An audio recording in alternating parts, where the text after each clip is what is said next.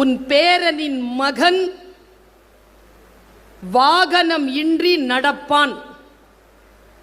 சாபம் இல்லை, ஸ்டேட்மெண்ட், வாக்கு மூலம். ஒரு ஆப்பிரிக்க கவிஞனின் வாக்கு மூலம் உன் பேரனின் மகன் வாகனங்கள் இன்றி நடப்பான். என்ன அர்த்தங்க? அவன் அதற்கு விளக்கம் சொல்லுகிறான். அந்த விளக்கம் உங்களுக்கு புரியும் என்பதற்காக சொல்லுகிறேன். சிரமமான சூழல் வலிமையான மனிதர்களை உருவாக்குகிறது. சரியா? வலிமையான மனிதர்கள் வசதியான இலகுவான சூழலை உருவாக்குகிறார்கள்.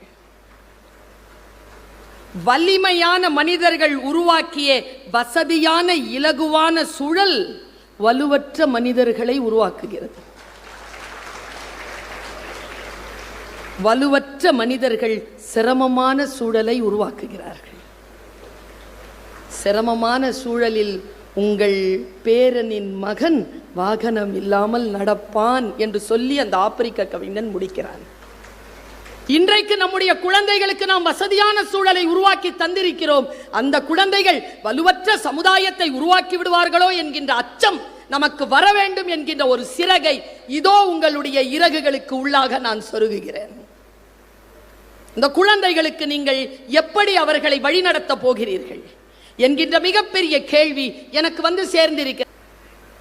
நம் வீடுகளிலும் நம் வாகனங்களிலும் கெட்ட அர்த்தம் கொண்ட கீழ்நிலையான சொற்களை உள்ளடக்கிய இசைகளை இன்றிலிருந்து ஒலிக்க விடாமல் தடுப்போம் என்கின்ற சூளுரையை நீங்கள் ஏற்றுக்கொள்ள வேண்டும் என்பதற்காகத்தான் நான் இதை சொன்னேன். என் குழந்தை வெளியில் போய் அதை கற்றுக்கொள்கிறானா, அது அவன் விதி. ஆனால் என் வீட்டிலோ, நான் அமைக்கக்கூடிய சூழலிலோ, என் பள்ளிக்கூடத்திலோ, என் கல்லூரி வளாகத்திலோ, என் பல்கலைக்கழகங்களிலோ அது ஒருபோதும் இசைக்கப்பட மாட்டாது என்கின்ற உறுதி இருக்கின்ற காரணத்தினால்தான் கல்வி சிறந்த தமிழ்நாடு என்று நாம் சொல்லிக் கொண்டிருக்கிறோம். நாம் கல்வி அளவில் உயர வேண்டும் என்றால் சில விஷயங்களுக்கு நோ சொல்ல பழக வேண்டும். நான் ரொம்ப கான்டெம்பரரியா பேசுறேன். ஒரு ஜெனரேஷன் இன்னொரு ஜெனரேஷனை ஏத்துக்கிறதே இல்லை. எங்கேயோ இல்லை காலம், நம் வீடுகளில் இருக்கிறது. கல்லூரியில் பேராசிரியராக இருக்கிறேன், தமிழ் மொழி பாடத்தில் ஆசிரியராக இருக்கிறேன். ஒரு வாக்கியம் ஒரு குழந்தைக்கு எழுத தெரியவில்லை என்றால் நான் பள்ளிக்கூடத்தை குறை சொல்வதா, கல்லூரியை குறை சொல்வதா, இந்த சமூகத்தை குறை சொல்வதா, யாரை குறை சொல்வது? வாசிப்பு பழக்கம்தான் ஒரு மனிதனை மிகப்பெரிய வானத்தில் பறக்கக்கூடிய ஆற்றலை தரும் என்று அந்த குழந்தைகளுக்கு நாம் சொல்லிக் கொடுக்க வேண்டிய கட்டாயத்தில் இருக்கிறோம். மிக நுட்பமாக சொல்லுகிறேன். வேகமான காட்சிகளை பார்த்து பழக்கப்பட்ட குழந்தைகளால் நின்று நிதானமாக உட்கார்ந்து ஒரு புத்தகத்தை வாசிக்க முடியாது. ரீல்ஸ் பார்க்குறீங்கல்ல, கடகடன்னு பார்த்தீங்கன்னா உட்கார்ந்து புத்தகத்தை வாசிக்க முடியாது. வாசிக்கும் போது உடம்பு பின்னி எடுக்கும், தப்பித்து விடுவீர்கள் வாசிப்பில். எவன் ஒருவன் வாசிக்க கற்றுக்கொண்டானோ அவன் நம்மை ஆட்சி செய்பவனாக மாறி போகிறான். ரொம்ப சூட்சமமான ஒரு விஷயத்தை சொல்லவா? சிறகு முளைப்பதற்காக சொல்கிறேன்.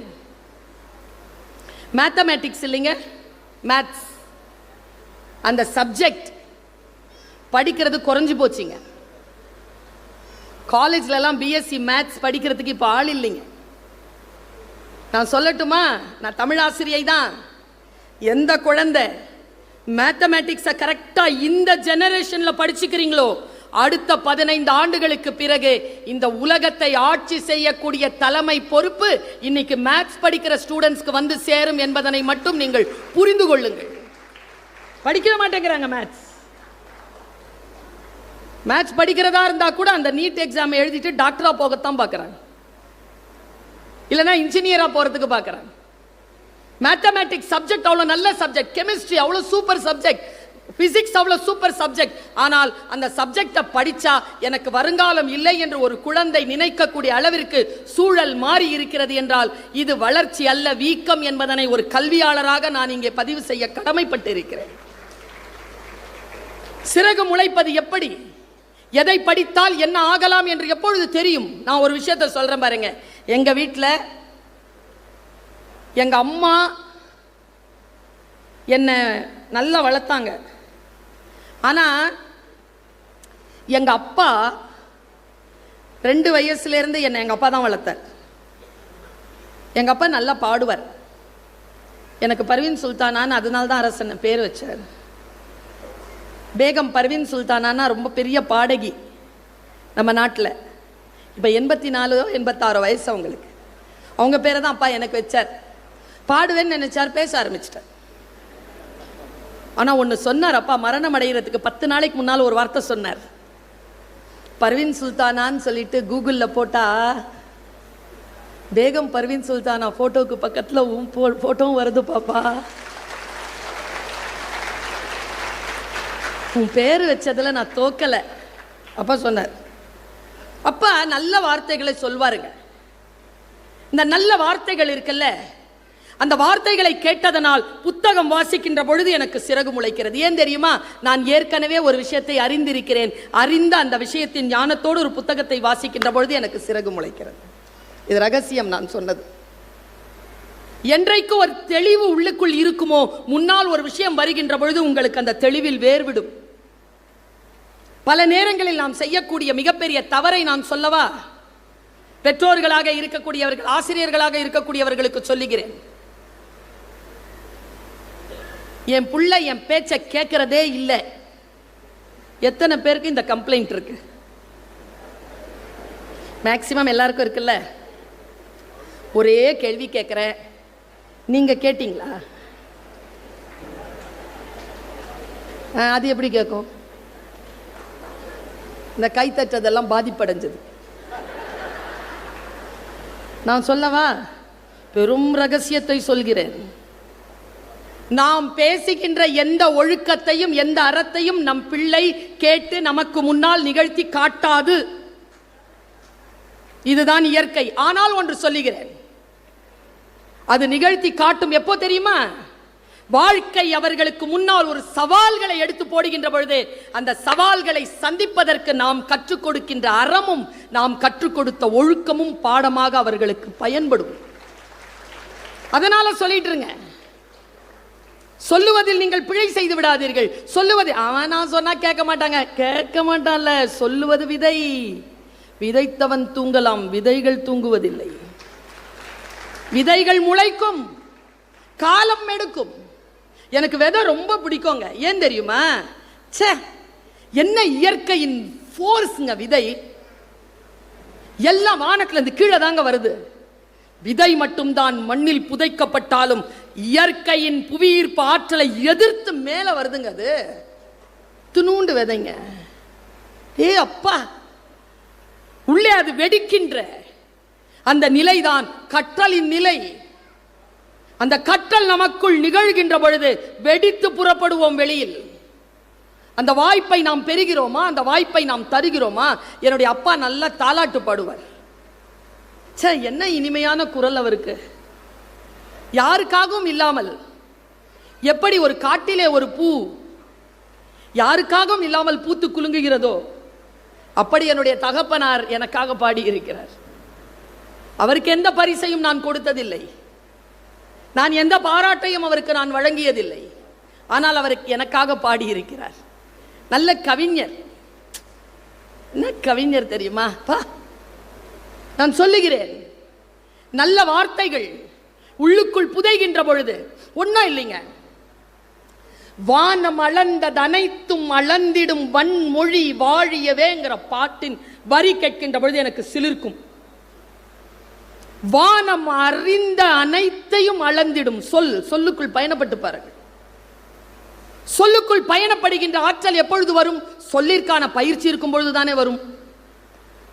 சில பேர் சொல்லுவான், நான் தெரியாமத்தான் கேட்கிறேன். தெரிஞ்சு கேட்கிறான்னு அர்த்தம். நான் ஒன்று சொல்லுவேன், நீ தப்பா நினைச்சுக்க மாட்டியே. தப்பா நினைக்கிற மாதிரி ஏதோ சொல்ல போறான்னு அர்த்தம். கோவத்தில் சொல்லிட்டேன், ஒன்னும் நினைச்சுக்காத, மனசுல ஒண்ணும் இல்லை. மனசுல இருந்தாதான் கோவத்தில் வெளிப்படும். அப்படியே வந்துருமா?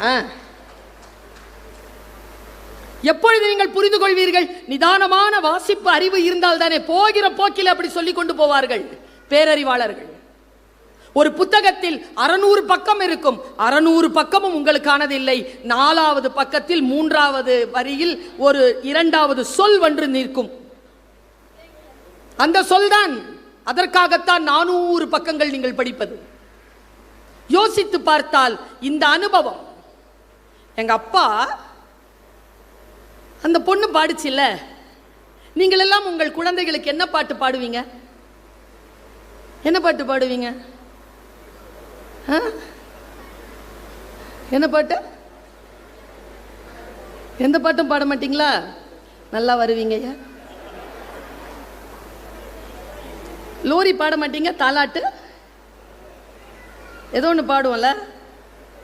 உங்களுக்கு தெரியுமா குழந்தை கேட்கும்னு? எங்கள் அப்பா பாடுவார் பாருங்களேன். அதிர்ச்சியாக பார்க்காதீங்க, பாட போகிறேன். நான் பாடினதில்லை.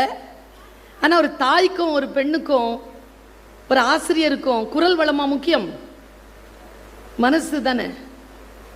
என் குழந்தைகளுக்கு பாடுவது போல் சொல்கிறேன். என் அப்பா பாடுவார், உருதுல தான் பாடுவார், ரொம்ப அழகாக பாடுவார். ஆனால் என்னன்னா பாடின 2வது வரியிலேயே நான் தூங்கிடுவேன். என் பையன் நான் பேசினா தூங்குறான், எங்கள் அப்பா பாடினா நான் தூங்குவேன். அவனுக்கு காரணம் கேட்கும்போது சொன்னான் பாருங்க பதில், நான் தூங்கும் போது தானே நீ பேசுற, என்னம்மா ரொம்ப பிஸியா இருக்கிறியா அப்படின்னா, ஆமாடா நல்லா பேசுற வரைக்கும் இந்த உலகம் என்ன விடாதுடா, அதான் சொல்றேன் ஒரு வாட்டியாவது நல்லா பேசிரு. எப்படி பேசுறாங்க பாருங்க இன்னி ஜெனரேஷன். நம்ம பேசுவோம் நம்ம அப்பாவுக்கு முன்னால அப்படி பாருங்க. எங்க அப்பா பாடின பாட்டு, हेलो ताल मिले नदी के जल में, नदी मिले सागर में, सागर मिले कौन से जल में, कोई जाने ना, हेलो ताल मिले नदी के जल में. तूंगिरुवेन नानु.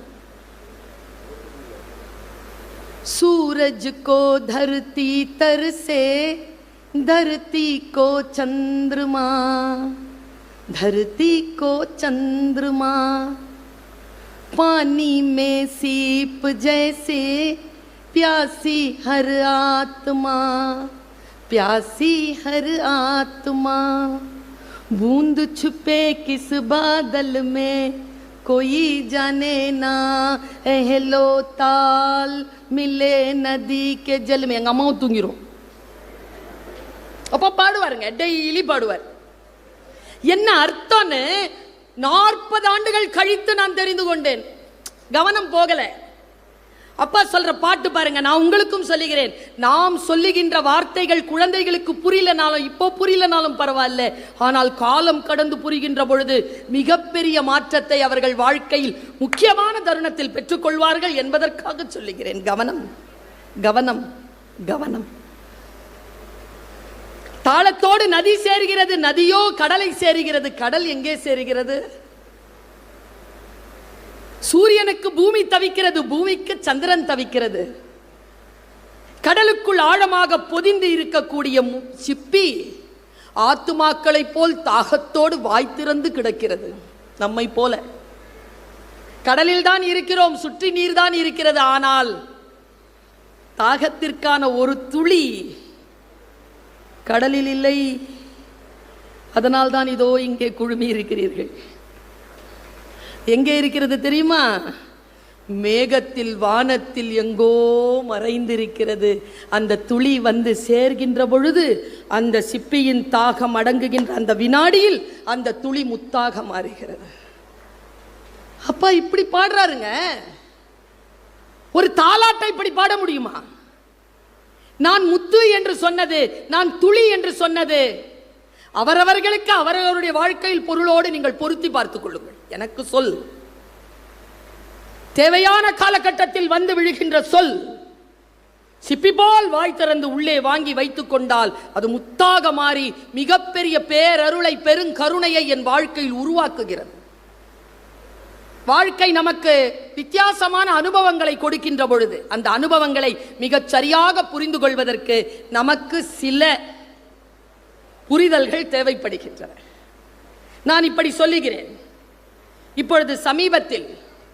ஏதோ ஒரு புத்தகத்தை எடுத்து வாசித்துக் கொண்டிருந்தேன்.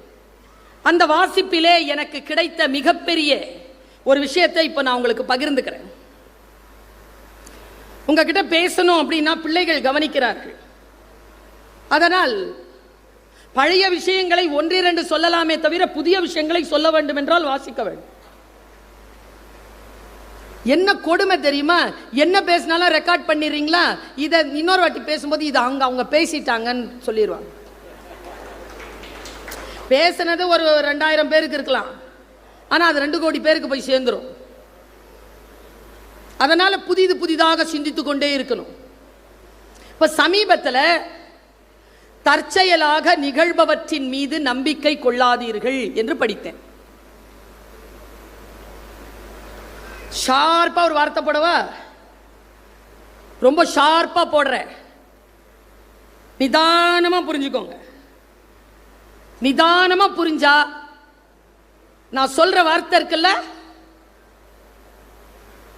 பலருடைய வாழ்க்கையில் மாற்றம் நிகழ்த்தும்.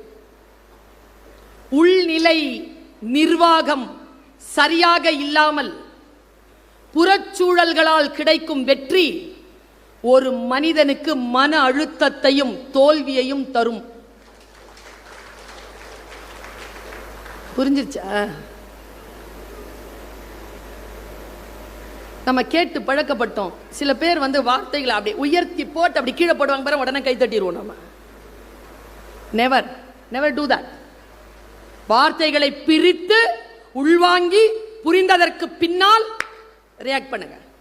இப்படி நான் சொல்லிட்டு போனேன்னு வச்சுக்கோங்க, நிறைய பேச்சாளர்கள் தோல்வி அடைவார்கள். நானும் பல நேரங்களில் அடையலாம். கவனம் மக்களே. யார் எதை சொன்னாலும் உணர்ச்சி வசப்பட்டதை. நான் ரொம்ப நுட்பமான ஒரு வார்த்தையை மறுபடியும் வீசுகிறேன். ஒருத்தன் ஒரு செடி வைக்கிறான். எத்தனை பேர் வேடிக்கை பார்ப்பீங்க? ஒருத்தன் ஒரு மரத்தை வெட்டுறான். என்ன சொல்லுது தெரியுமா உளவியல்? உணர்ச்சிகரமான மனித மனம் இன்றைக்கு நிறைந்திருக்கிறது. எதிர்ப்பதும் அழிப்பதும் தகர்ப்பதும் உணர்ச்சிகரமானவை. அதனால் தான் அடுத்தவர்களை அடித்து வீழ்த்தும் கதாநாயகர்கள் இங்கே பெரிதும் ரசிக்கப்படுகிறார்கள். டெப்தா சொல்லிட்டேன் நான். உருவாக்குபவர்களின் மீது நமக்கு கவனமே இல்லை. இன்னும் ரொம்ப நுட்பமான ஒரு விஷயத்தை சொல்றேன். ஆர்ப்பாட்டமாகவும் நகைச்சுவையாகவும் பேசுகின்றவர்கள் பேச்சை கோடிக்கணக்கில் கேட்கிறோம். ஆர்ப்பாட்டமே இல்லாமல் அமைதியாக ஆழமான விஷயங்களை சொல்லக்கூடியவர்களுக்கு வாசகர்களும் நேயர்களும் இல்லவே இல்லை. யார் பிழையது? நான் உங்களுக்கு சொல்லுகிறேன், பயிற்சி பெறுங்கள்.